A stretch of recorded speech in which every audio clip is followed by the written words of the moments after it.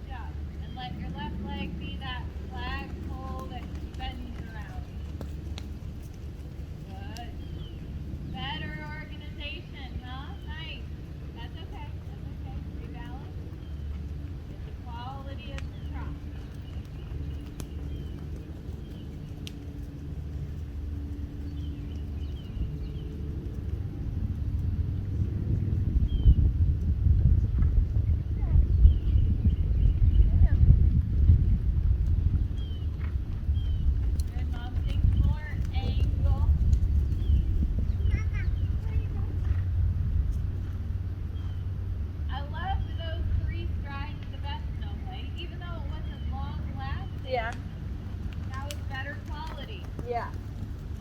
And that's what matters.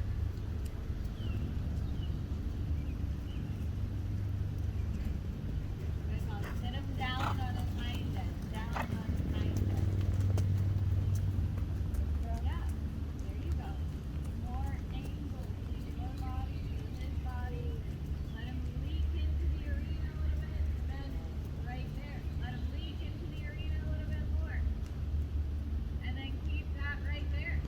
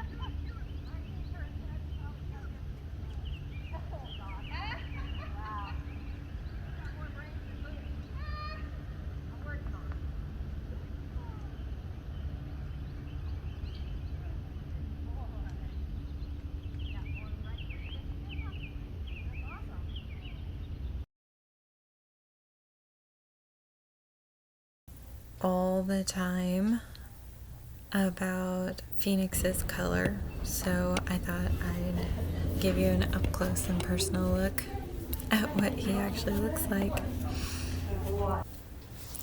So Phoenix today worked on the spiral in and spiral out exercise. He also needs a little bit more schooling in his halts and being able to correctly go into the contact in the halts. So you'll see me use those every once in a while. But I kind of think about with him utilizing a lot of transitions within the spiraling in and then of course into the spiraling out. This is the first day that I actually asked for the canter from the walk after spiraling in, so it was a little confusing.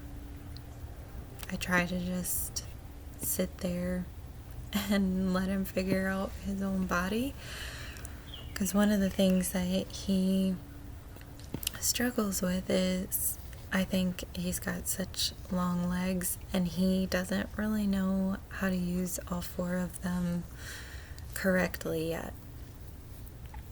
So these exercises that I do with him are all about coordination and balance usually. So here I will walk the smaller circle instead of asking him to continue and trot, just because he would rather do a really small mincy trot than walking larger. So I think about whatever the horse naturally is capable of doing, and I try to improve upon that. So knowing that he needs to take a bigger step in the walk anyway, I utilize the spiraling out to kind of help gain a little bit more hind leg. And of course, like, teaching is repeating. You know, there are little moments here and there that things come up, and each spiral in and each spiral out is, you know, better in its own way. It might have its own weaknesses as well that come up. So don't just think about with these exercises that you're only going to do them once and then it's good. Sometimes it's good to kind of marinate in something for a while, depending on where your horse is in the work.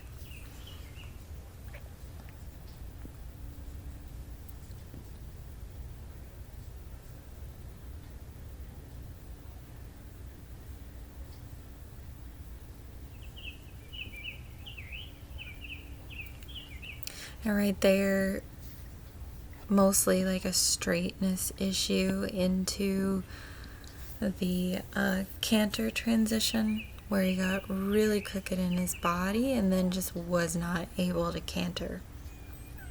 So at that point, I don't really continue asking for the canter. I concentrate more on the shape of his body and trust that increased balance and suppleness will help the whole picture, which it definitely did.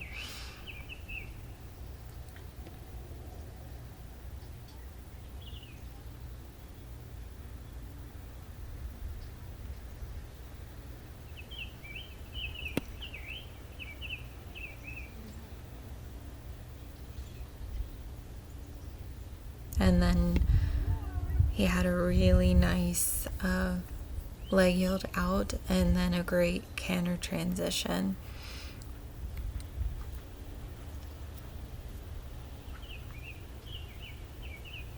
So I was happy with that one for sure. So whatever you do to the right, you need to do to the left. So We'll change directions here. And Phoenix is in an interesting place too, because he does tend to flip-flop with which side is his stronger side. Sometimes his right lead is stronger, sometimes his left lead is stronger. And today I feel like there was better quality in the spiraling exercise to the left.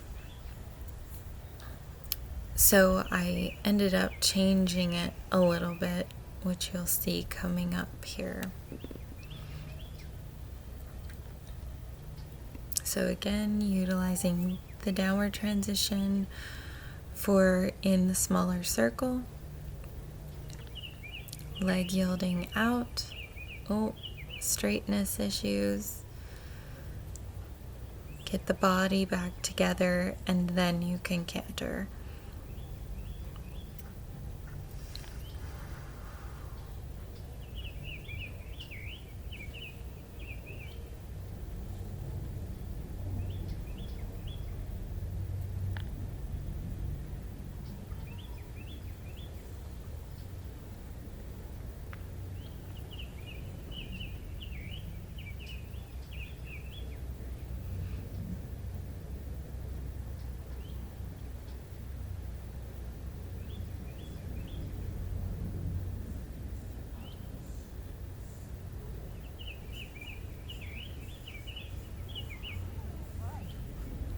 And I was pretty happy with that one. He's been kind of launching into his left lead at times. So I was pretty happy with that transition. And then I just kind of felt like maybe I could school the canter, walk, canter transitions without the spiral in and out. And just think about the transitions themselves on the 20-meter circle.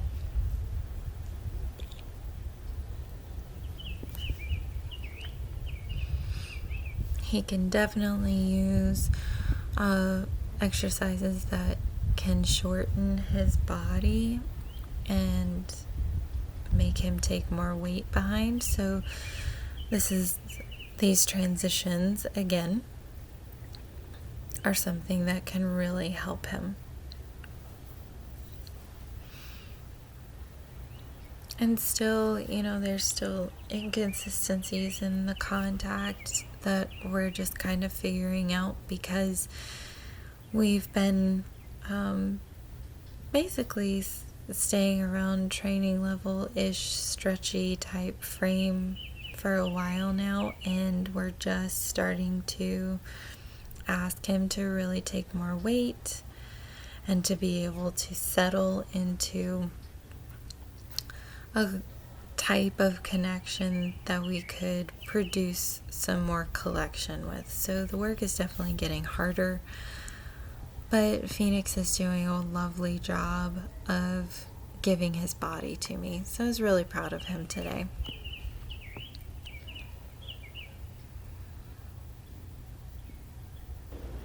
Oh, next up, my baby dragon. This is Ty.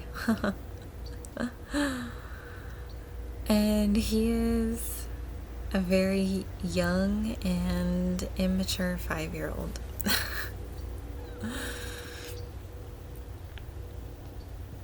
Who inherited his sister's hind leg. If you guys don't know, he is a full brother to the mare that I show, Vivi, aka the Red Dragon. So that's why Ty's nickname is Baby Dragon. So he's pretty much just starting his career. Literally, this spring is the first time that I've started any type of exercises with him at all, other than simply stretching down and forward and going into the contact and being able to walk, trot, canter. So today I wanted to be able to change the bend and still be able to push him out onto the outside aids and ask him to take up that contact on the outside rein, which is a little bit hard for him. He kind of wants to have a little counterflexion and fall in with his shoulder, which, you know, it's not that uncommon for young horses to want to do that. It's just our job to help them stretch into those outside aids correctly. And here, you know, he takes the counter canter a couple times. Unfortunately, in that corner, you don't see it, but he did a flying change. So we know that we have those. I always just like to think with him, if he goes into the canter, especially a counter canter, I'm just not going to worry about it right now. I'm going to let him understand that he cantered and that's what I want. Because eventually we do need to school counter canter and eventually we do need changes. So all canter is acceptable, especially when he's not bucking or kicking out.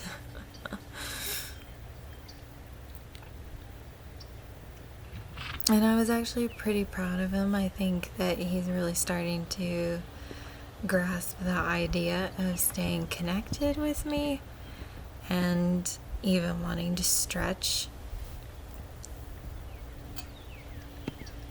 and not even have evil thoughts in the stretching.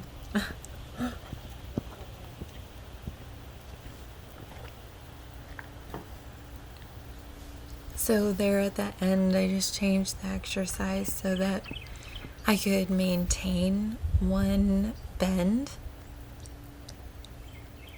and maintain gait, because I had stuck with that figure eight type exercise for a while.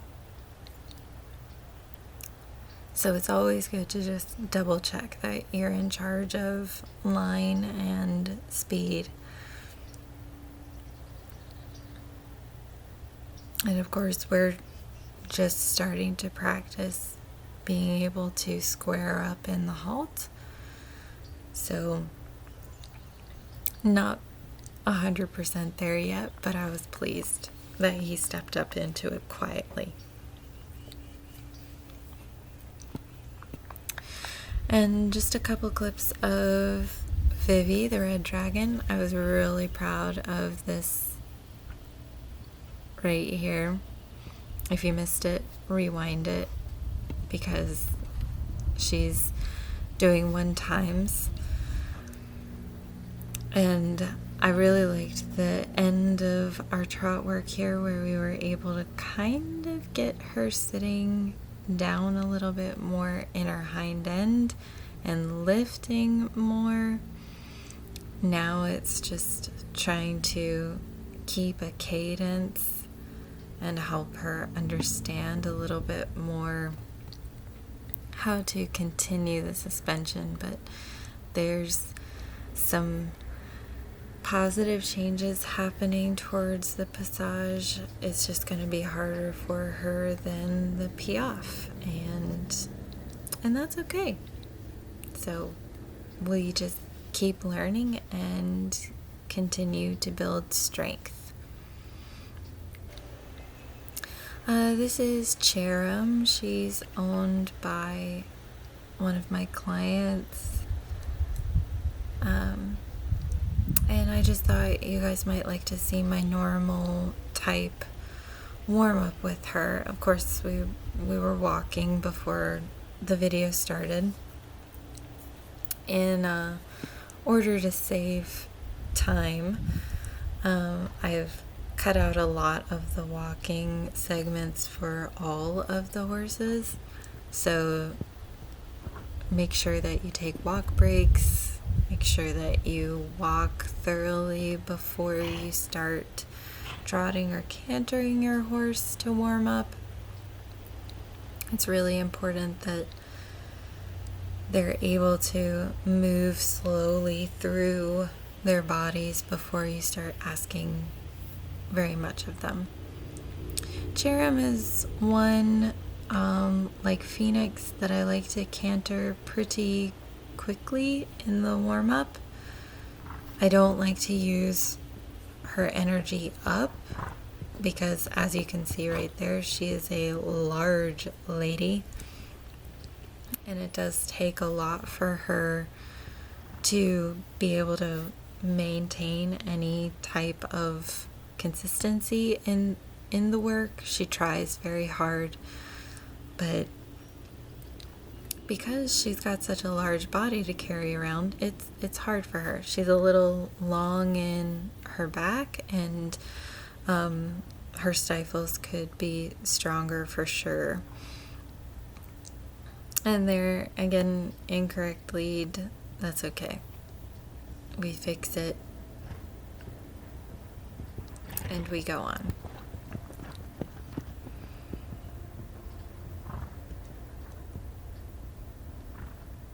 I'm also pretty proud of her because if you can see in that far right side of your screen, the horse lunging over there on the right side, Cherrim, she's a little bit of a looky horse, and she's a little on the spooky side, but it was windy and the other horse was lunging, and she was great about all of it. So we moved on to the working portion to concentrate on the spiral exercise again for her. And I used it a little bit differently than with Phoenix.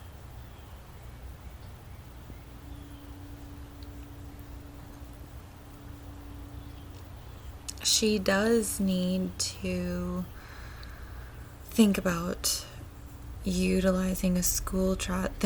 Right there where I leaned over, she felt like she stepped on her foot, and I wanted to make sure she didn't rip her bell boot off. But I always start off with transitions with her, especially because she can be so heavy and kind of pulling down. And so I want her thinking more about using her bum, obviously, rather than balancing on my hands.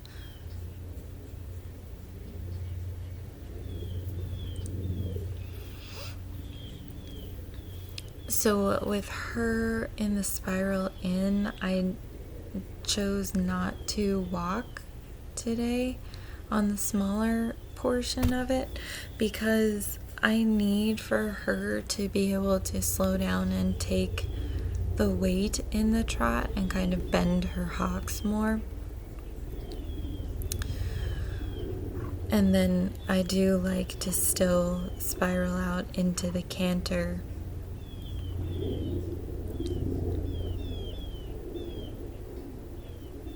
There she was just misreading my outside leg, which was starting to ask for the spiral in, which can happen.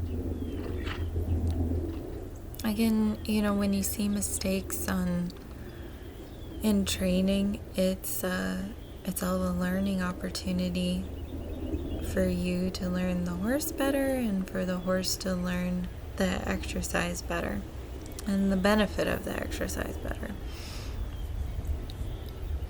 I think she's so much more comfortable now than even a few days ago. The hind shoes have really helped her, and I think she's become a lot more confident in the work because she now has hind shoes on. So to the left, in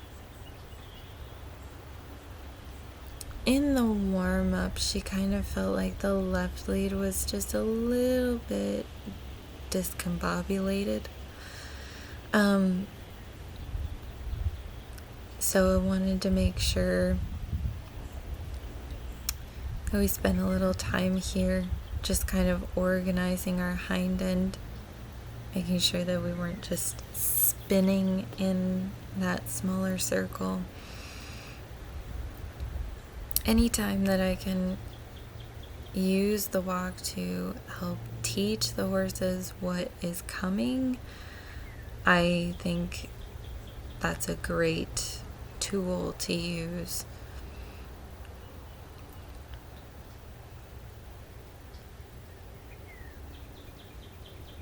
And again, just thinking about using those transitions to really help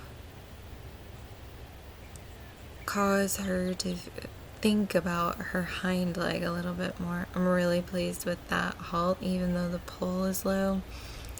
Cherrim finds it very hard to step up into a halt and stay there without like backing up out of it or falling forward out of it. So I was really pleased with that.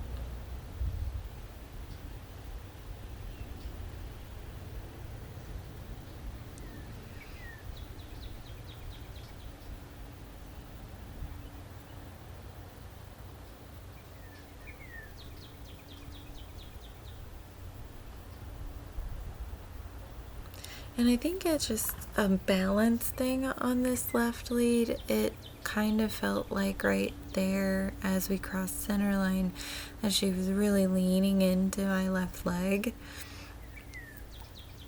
So I kept her out on the spiral for a little bit longer just to make sure.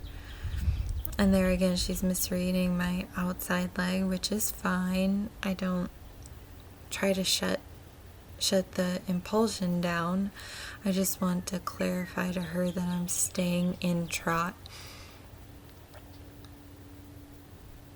I probably needed a little bit more weight on my outside seat bone.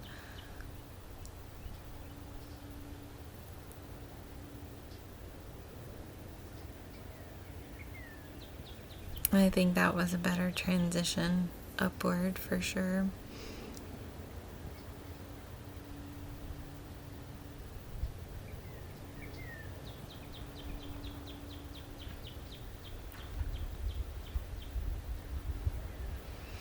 Yeah, and I think it was mostly the downward transitions that she was having the harder time with. And so here I just wanted to think about keeping her, and that's what she normally does. She normally wants to really get down in the pull and back out. So I just tried to make forward the easiest thing.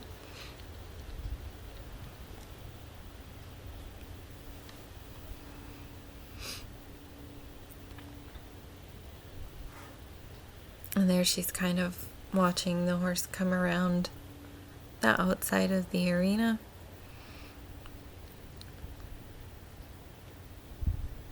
And so since she's a little distracted, I'm gonna work on the halts from the walk and just try and help her find that comfort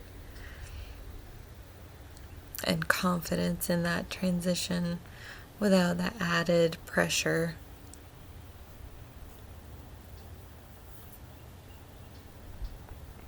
But I was really pleased with the big lady. She's trying so hard. This is Tempi. She's owned by a friend of mine in Georgia, and she's here to be started under saddle. So you get to kind of see my process. So this is how I kind of get them used to me being above them without me being actually on top of them, which I think is quite useful.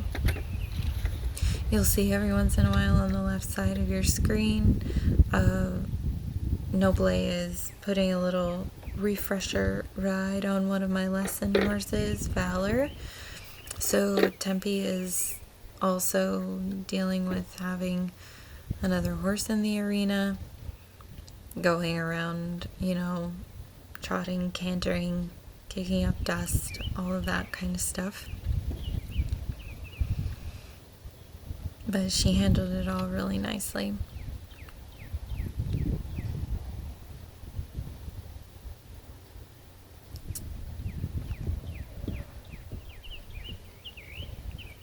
Tempi is pretty confident, and it's taken a little bit of time for her to understand the need to check in with me and kind of respond to me instead of just blowing me off. There you kind of saw that I needed to give her a correction, and then she kind of braced in her body against me a little bit, and so I reminded her on the rope halter just to put her pole down for a minute and get herself in a better frame of mind for me.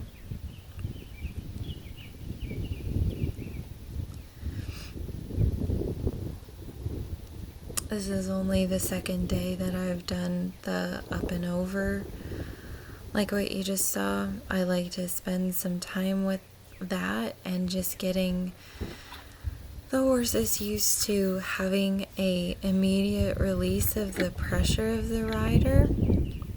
Once they feel me there, I'm up and over, and then I'm back off. So it's not a consistent, there's something on my back going on in their mind until they're absolutely ready for it.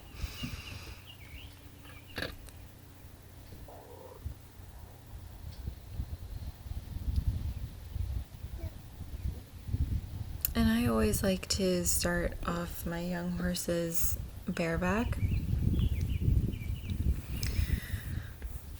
I feel like it gives me a little bit of an opportunity to feel who they actually are.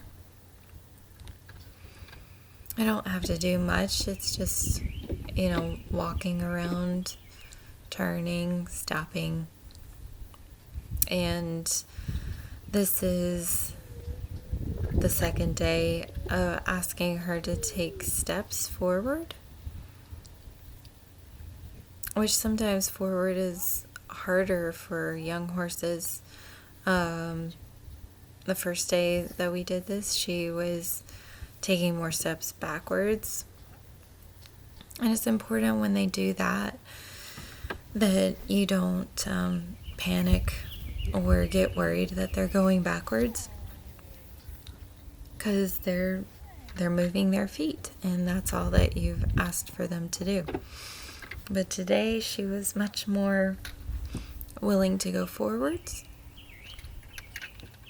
And as soon as she stops, I don't care. I let her and I rub on her. You'll see me ask for some bending to the left and to the right. All I'm looking for is that she's going to shift her weight enough that she would want to take a step.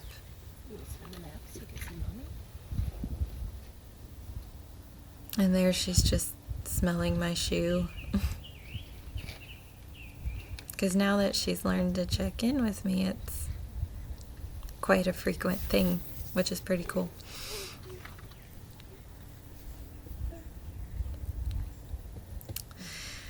The bugs are quite bad already this year, so we've got a lot of tail swishing going on from that. And it's important, in moments like that where she's kind of itching, kind of unbalanced, that you're able to stay in your own self-carriage on top of the horse, because if I was to get unbalanced, it would cause her to be unbalanced, which would then cause her to be unconfident.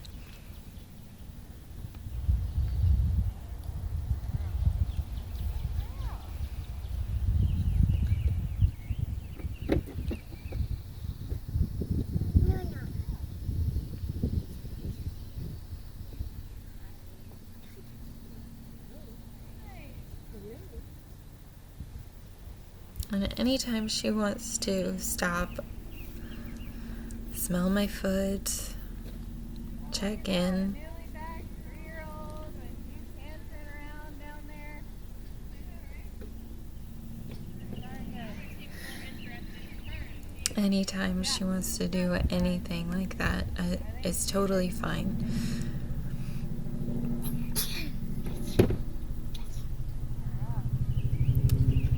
The less that we make something out of nothing, the more reliable the horse will become, and the quicker they'll become more reliable.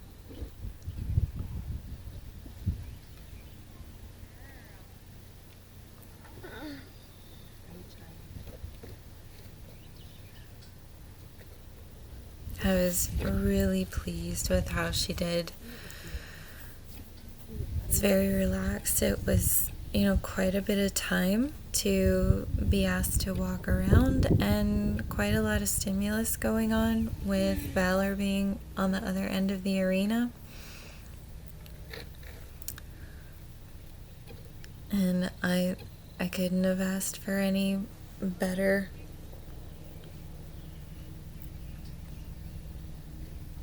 So we're really proud of the baby horse. She's doing very well. So that's a wrap. Thanks for watching, and take a look at these websites if you guys are interested in learning more about the exercises you saw. See ya!